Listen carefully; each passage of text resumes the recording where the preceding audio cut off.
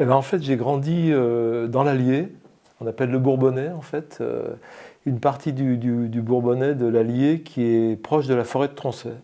Et du côté de mon père aussi, c'était des gens qui travaillaient le bois depuis des générations. Et donc c'est vrai qu'il y avait cette relation à l'arbre et au travail du bois qui était vraiment, qui existait, qui était là. Je pense que ça a sans doute participé, oui, à faire que mon intérêt pour la sculpture s'est dirigé vers le matériau bois, ce qui était pour moi le plus proche, le plus accessible, les outils dans l'atelier du grand-père, de mon père, étaient des outils de menuisier, mais ça me permettait, comme je n'avais pas le droit de toucher aux machines, de pouvoir directement essayer de transformer un morceau de bois. Et c'est vrai que j'allais plus...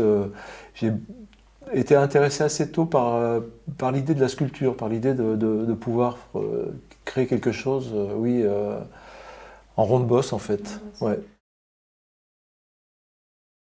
Quand je suis arrivé au printemps 2023 à Trévarès, c'était une explosion de fleurs, enfin de couleurs, quoi. Et avec Pascal, le botaniste, on a pu faire le tour du parc et c'était incroyable la diversité du végétal, enfin dans ce lieu. Et bien sûr, avant de visiter le château et les écuries, mais la tempête était passée par là et des arbres avaient été aussi arrachés. Et c'est vrai que j'avais envie d'utiliser cette façade du château avec ce rapport ornemental au végétal, enfin donc cette liaison végétale et cette ouverture sur le parc, avec en mettant, en juxtaposant, en faisant dialoguer une partie d'un pin arraché par la tempête et cette façade du château. Donc j'ai trouvé ce procédé de faire un support avec des éléments métalliques pour que ce pain soit à une certaine hauteur, un peu comme ça, l'alléger en même temps et le faire directement dialoguer avec le château.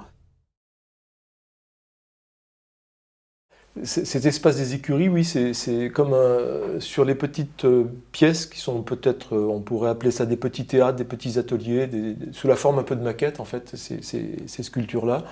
C'est vrai que là où dialogue différentes formes dans un espace, je me suis retrouvé confronté à cette question avec les écuries et j'ai vraiment souhaité que ça soit de la même, en tout cas dans la même nature, enfin dans la filiation de ces sculptures-là. Mais sauf que c'est des choses irréalistes, enfin qui sont complètement inventées, qui sont pour moi comme des sculptures vraiment. C'est ce que j'ai souhaité refaire, oui, dans les écuries, parce on a un espace au sol, on a une dimension, on a une certaine il y a aussi quelque chose qui est un peu en dehors du temps, parce qu'en fait, ces écuries sont une lumière zénitale, c'est assez incroyable. Enfin, il y a quelque chose qui se déplace. Enfin, quand on passe dans ces écuries, je trouve, on traverse quelque chose qui est de l'ordre d'un autre espace très étonnant, enfin, en tout cas.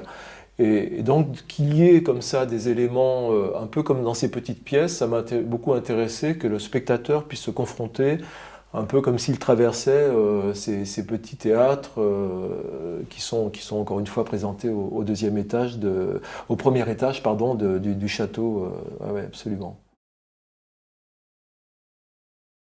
J'ai toujours été attiré par l'animal, en tout cas, c'est une énigme. Hein. C'est pour moi, enfin pas seulement pour moi, je crois pour beaucoup de gens, une énigme. À la fois, c'est aussi une partie de notre monde. Enfin, c'est aussi un monde caché, un monde furtif. Enfin, j'essaye bien sûr d'inviter ces animaux à être considérés, enfin, ou regardés autrement, ou etc. Donc ça, je suis pas le premier ni le dernier à faire ça, mais c'est quelque chose quand même qui forcément traverse ce travail vis-à-vis de l'animal.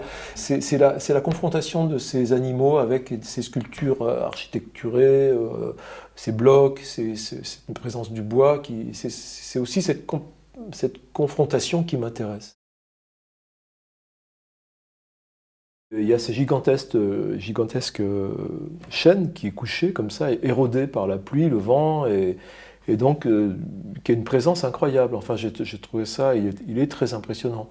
À partir de là, j'ai commencé aussi à dessiner, et j'ai imaginé, oui, de pouvoir positionner des oiseaux que j'aurais réalisés en bois, et en essayant de faire une chouette effraie, un cormoran, un corbeau, comme ça, et j'avais envie d'amener en tout cas le spectateur, le visiteur de Trévarez jusqu'à cet arbre-là. Et pour moi, c'était une manière de le montrer. C'était une manière de montrer sa majesté, sa beauté, en fait, d'un gisant, arbre, qui est encore d'une force folle et puis d'une élégance magnifique. Enfin, c'est ça.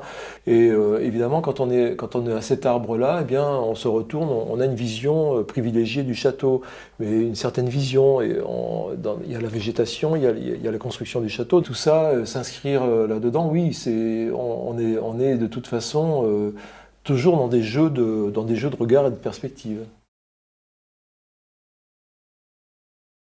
L'Auvergne, pour moi, c'est aussi les paysages, quoi. C'est vraiment les paysages qui, ici, me retiennent énormément. Enfin, en tout cas, pas que cela, bien sûr, mais les paysages, c'est une part extrêmement importante, je trouve, partout où on soit, d'ailleurs, hein. C'est quelque chose de physique aussi, hein. Ce sont des formes, ce sont des espaces, ce sont des sensations de perspective, ce sont des choses qui sont extrêmement, extrêmement présentes. Et effectivement, ça traverse forcément mon travail. Je pense que ça ne peut pas faire autrement. Et en tout cas, j'essaye de temps en temps, enfin, quand j'ai un travail où je fais des petites peintures, où parfois le paysage intervient comme ça dans ce jeu à la fois d'ateliers réinventés, de paysages aussi réinventés, mais où toutes les choses font un parce qu'elles s'invitent dans l'atelier, enfin, etc. Donc c'est un jeu permanent. J'avoue que oui, j'ai besoin de voir ces paysages. J'ai besoin de voir ces paysages au quotidien. J'ai besoin de m'immerger dans ces paysages. J'ai besoin de les parcourir. Et ça compte effectivement beaucoup, oui.